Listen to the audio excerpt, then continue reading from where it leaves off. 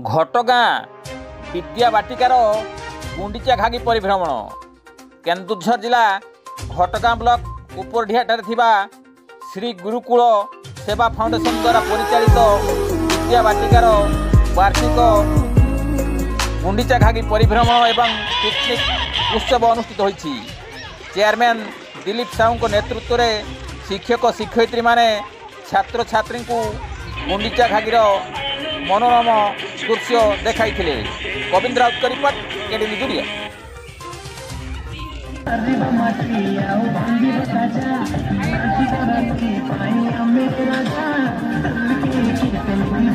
राजा